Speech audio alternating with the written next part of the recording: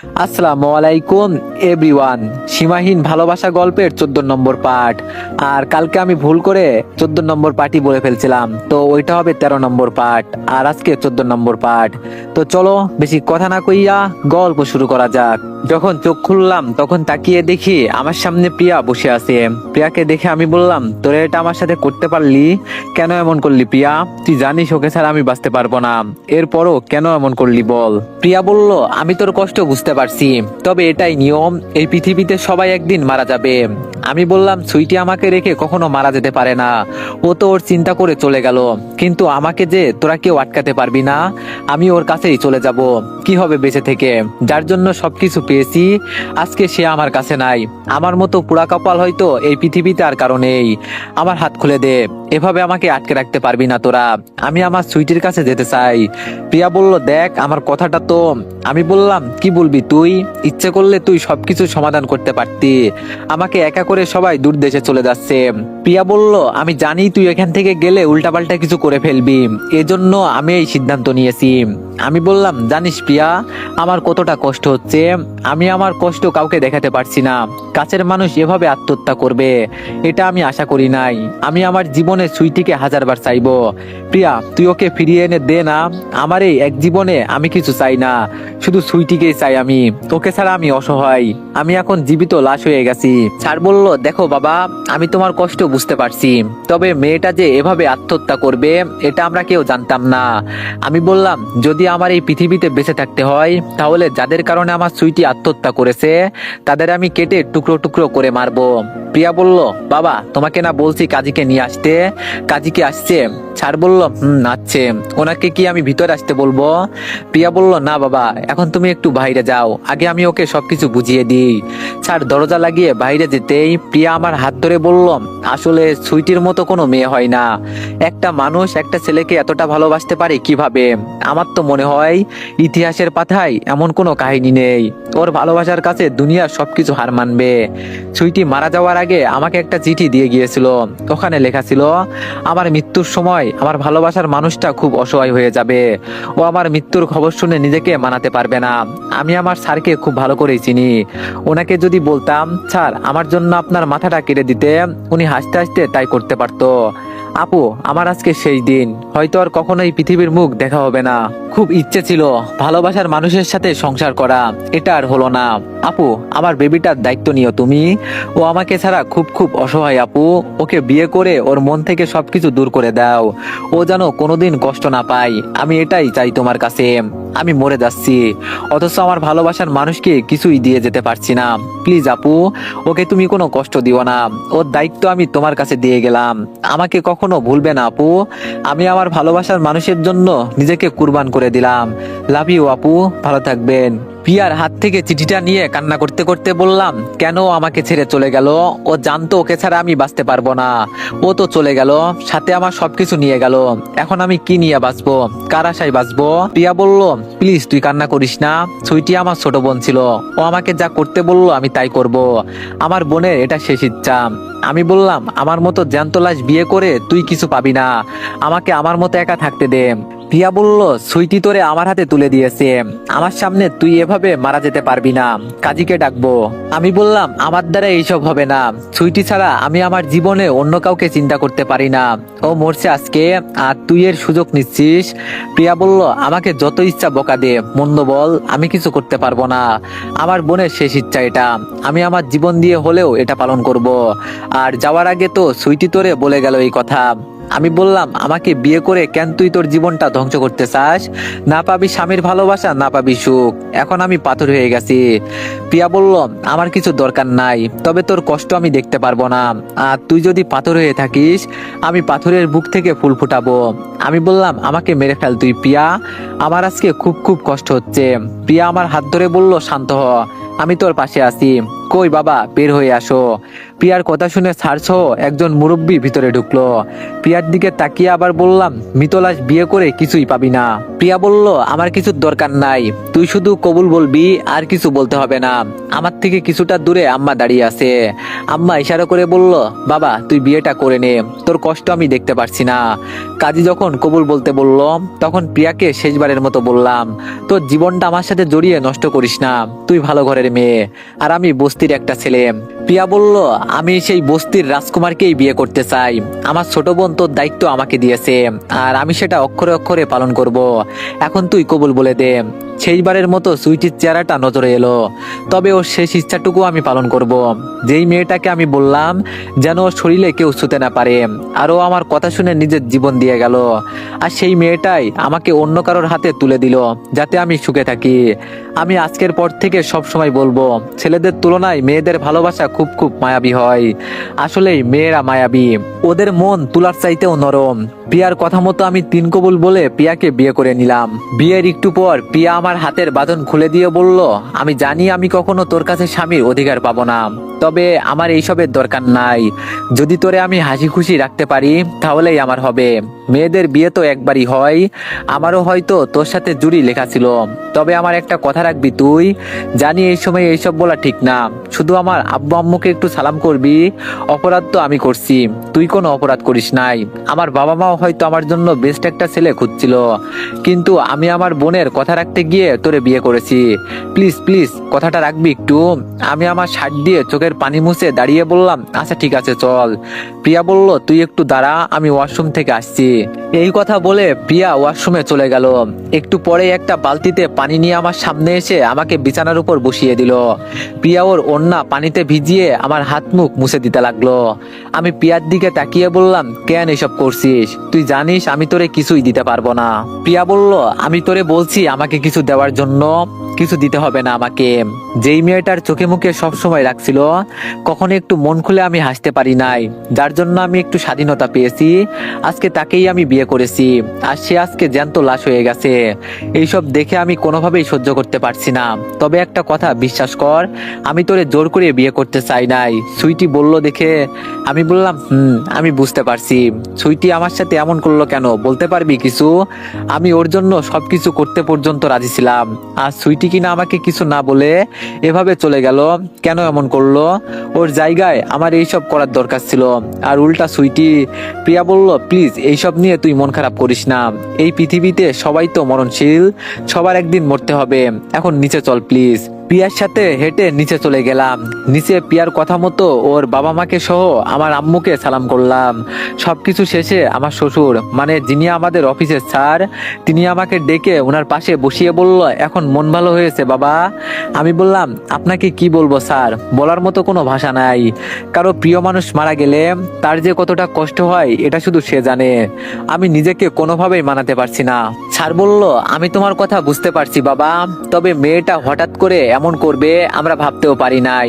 আমি বললাম, সুমনের বিষয়ে কিছু জানেন স্যার? স্যার বলল, স্যার বলতে হবে না, আমাকে বাবা বলে ডাকবে। আর ওর বিষয়ে যদি কিছু জানতাম তাহলে আমি ঠিকই বলতাম। সেই দিন আমি তোমার এই অবস্থা দেখে আমি নিজে গিয়ে ওকে অনুরোধ করে আসছি তোমার জন্য, কিন্তু আমার কথা মানে নাই। আমি বললাম, একটা কথা কি জানেন, আমি খুব ভালো ছিলাম, কিন্তু আমাকে ওরা ভালো থাকতে দিল না। আমি আমার আম্মার কসম খেয়ে বলছি, যার জন্য আমার সুইটি মরছে, একটা একটা করে সবাইকে মারবো, কাউকে ছাড়বো না আমি। স্যার বলল, এইসব বলতে নেই বাবা, একটা বিষয় দেখো, তুমি সত্যিকারের ভালোবাসা কত আছে, তাই বলে সবাই কেমন পাগলামো করে।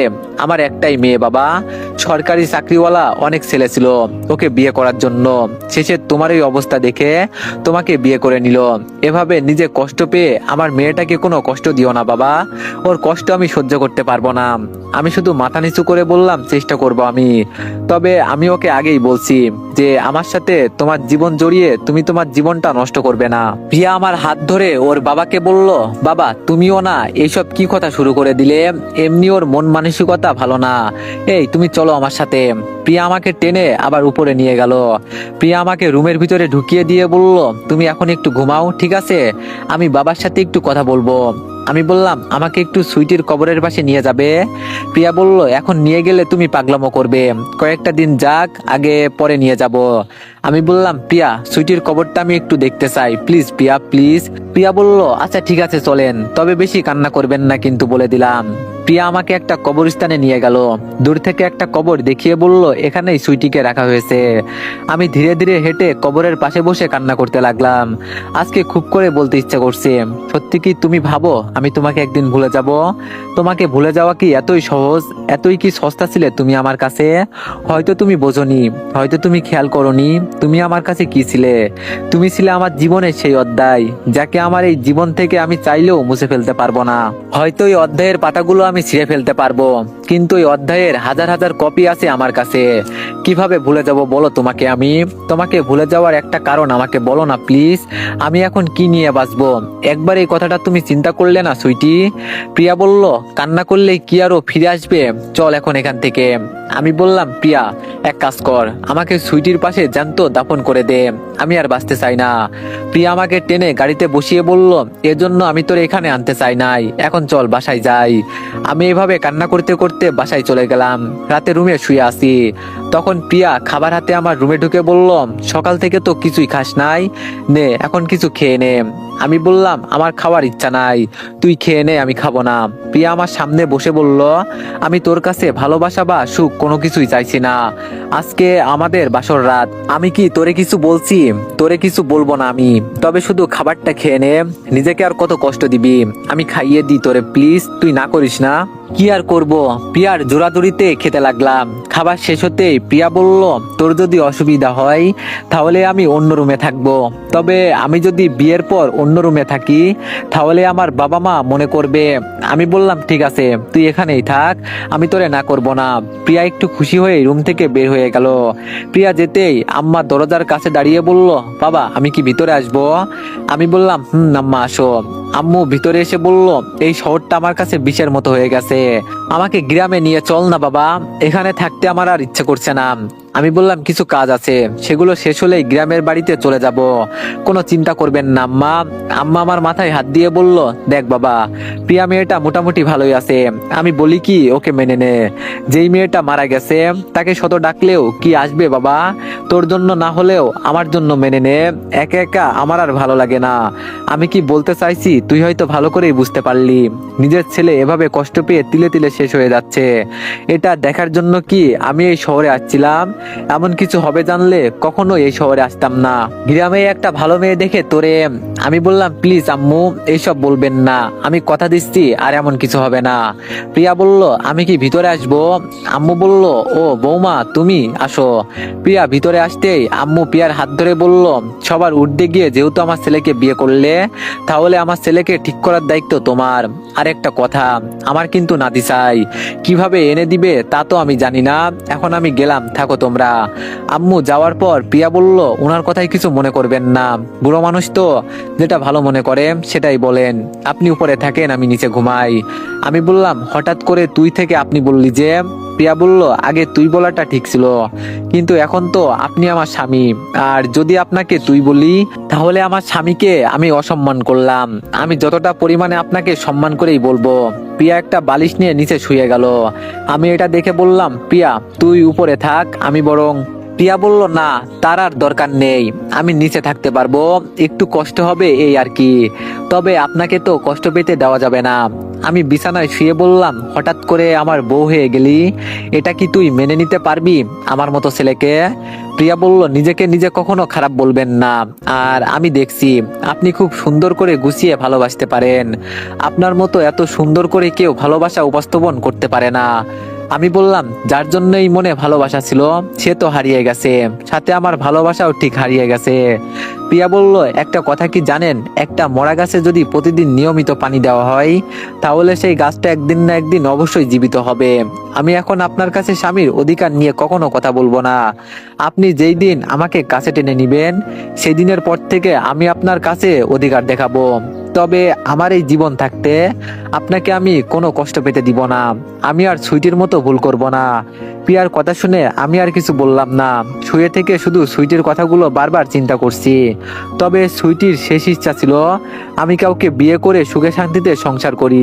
প্রিয়াকে আমি মেনে নিব হয়তো, তবে তার আগে আমার কতগুলো বাকি কাজ সম্পন্ন করতে হবে। আমি প্রিয়াকে ডাক দিয়ে বললাম, প্রিয়া ঘুমিয়ে গেলি নাকি? কিন্তু প্রিয়া কোনো কথা বলছে না, হয়তো ঘুমিয়ে গেছে। তবে আমি উপরে শুয়ে আছি আর আমার বউ নিচে শুয়ে আছে, এটা তো ঠিক হলো না। এজন্য প্রিয়াকে কোলে করে নিচ থেকে উপরে শুয়ে আমি ওর পাশে শুয়ে গেলাম। প্রিয়ার দিকে এক দৃষ্টিতে তাকিয়ে আছি, যদিও ওদের দুই বোনের মাঝে অমিল আছে। এরপরেও আমি প্রিয়ার মাঝে আমার সুইটিকে খুঁজে পাই। জানি না এমন কেন হচ্ছে, হয়তোবা সুইটি আমাকে সবকিছু দিয়ে গেছে। প্রিয়ার দিকে তাকিয়ে থাকতে থাকতে কখন যে ঘুমিয়ে গেলাম বলতেও পারি না।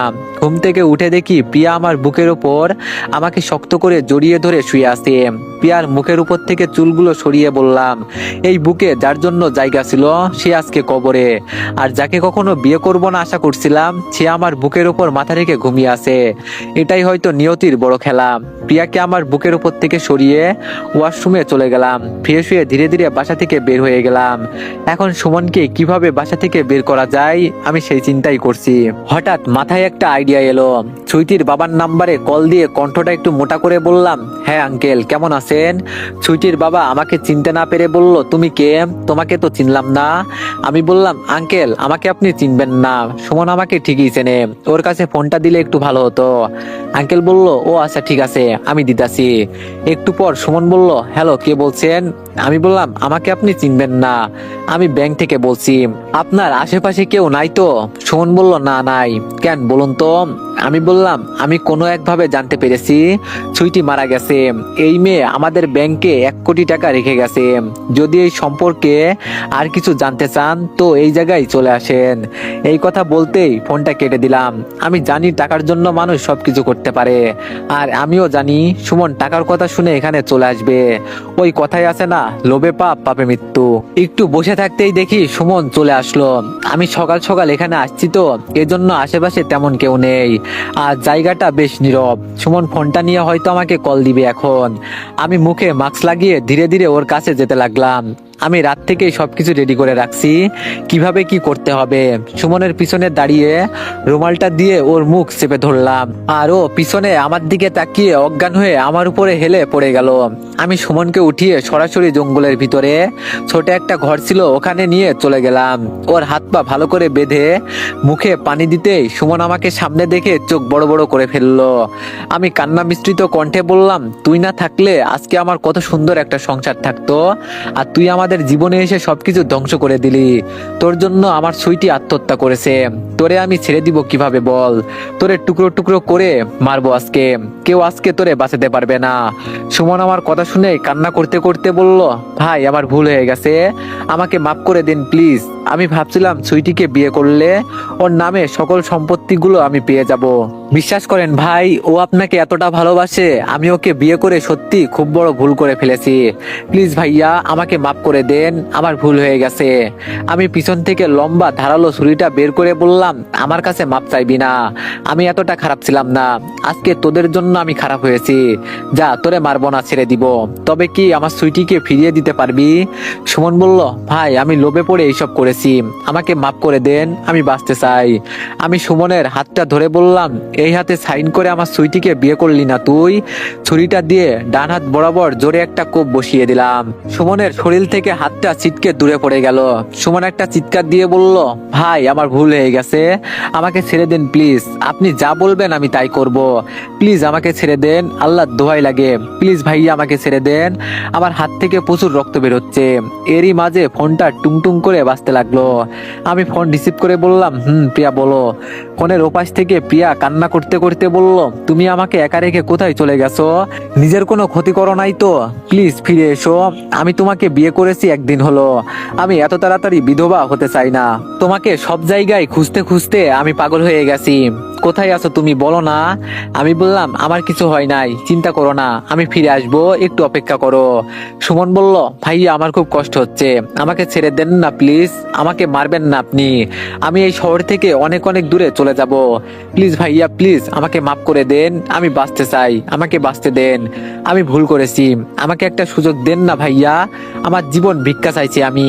আমি বললাম, তোরে আমি কিভাবে মাফ করে দিব বল, আমিও সেই দিন তোর সামনে এভাবে পড়ে একটু ভালোবাসার ভিক্ষা চেয়েছিলাম, বলছিলাম সুইটিকে দিয়ে দিতে, কিন্তু তুই দিলি না, আমি এখন কিভাবে তোরে মাফ করব বল, আমি এখন নিষ্ঠুর হয়ে গেছি, আমার ভিতরে এখন কোনো দয়া মায়া নাই, মাপ চাইলেও এখন কিছু হবে না। ফোনের ওপাশ থেকে প্রিয়া বলল, তুমি কাকে মারতে চাইছো, আর এখন তুমি কোথায় আছো, তাড়াতাড়ি আমাকে ঠিকানা দাও, আমি চলে আসছি, আর সাবধান, কারো কোনো ক্ষতি করবে না প্লিজ, আমার কথাটা রাখো। প্রিয়াকে এই জায়গায় ঠিকানা দিয়ে সুমনের সামনে গিয়ে ওর মাথায় চুল ধরে গলায় ছুরিটা চালিয়ে দিলাম। সুমন চিৎকার করে বাঁচতে চাইছে, কিন্তু আমার ভিতরে এখন কোনো দয়া মায়া নাই, ওর কারণে আমার সুইটি আত্মহত্যা করেছে, ওকে কিভাবে আমি ছেড়ে দিব, আমার পুরো শরীর সুমনের রক্ত দিয়ে লাল হয়ে আছে, সুমনের দেহ থেকে মাথাটা আলাদা হয়ে আছে। সুমনের মাথাটা হাতে নিয়ে নিচে বসে বললাম, জানিস তো সুমন, যে ভালোবাসা হারায় সেই বোঝে ভালোবাসা হারানোর কি বেদনা। এই পৃথিবীতে 1,47,000 বর্গ মাইলে 20 কোটি মানুষের মাঝে আমার এই সুইটির উপর ভালোবাসার অনুভূতি ছিল, সেটা তুই ধ্বংস করে চুরমার করে দিলি সবকিছু। কি লাভ হলো তোর বল আমাকে কাঁদিয়ে, শুধু 3টা জীবন নষ্ট হয়ে গেল, না পারলি তুই বাঁচতে, আর আমি তো জীবিত থেকেও জিন্দা লাশ হয়ে গেছি। এখন কথা বল তুই, কিরে কথা বলিস না কেন, এভাবে চুপ করে আসিস কেন, এটা তুই কি করলি, কেন এমন করলি, ওকে মেরে কি লাভ হয়েছে তোর। দরজার সামনে তাকিয়ে দেখি প্রিয়া এইসব কথা বলছে, আমি প্রিয়ার দিকে তাকিয়ে শুধু হাসি দিয়ে বললাম, আমার সুইটিকে আমার থেকে কেড়ে নিয়ে কেউ কি সুখে থাকতে পারবে, আর দেখ ওকেও মেরে ফেললাম, ভুল তো আমি করেছি, সুইটি থাকতে ওকে মারলে আজকে আমার এই দিন দেখতে হতো না। ভালোবাসার মায়ায় পড়ে মানুষ কত কিছুই না করে, হ্যাঁ আমিও কাউকে খুন করে ফেললাম। যেই মানুষটা একটা মশা মারতে ভয় পায়, আজকে সে কারো গলায় ছুরি চালিয়ে দিল। এইসব চিন্তা করলেই খুব খুব হাসি পাচ্ছে। প্রিয়া আমার সামনে এসে ঠাস ঠাস করে আমার গালে চড় দিয়ে বলল, তোরে আমি কতবার বারণ করছি এইসব না করতে, কেন অমন করলি, কেন খুনি হলি। আমি বললাম, আমার জন্য তুই চিন্তা করিস না, তুই বরং বাসায় যা, আমাকে আমার মতোই ছেড়ে দে। কিন্তু আমার কথা না শুনে প্রিয়া ওর ওড়না দিয়ে আমার শরীর ঢেকে বলল, চুপচাপ চল আমার সাথে, কোনো কথা বলবি না। প্রিয়া আমাকে টেনে গাড়ির কাছে নিয়ে গেল। গাড়িতে গিয়ে বসতেই, তো এভরিওয়ান, নেক্সট পার্টের জন্য সবাই একটু বেশি বেশি লাইক আর কমেন্ট করে দিও, ধন্যবাদ।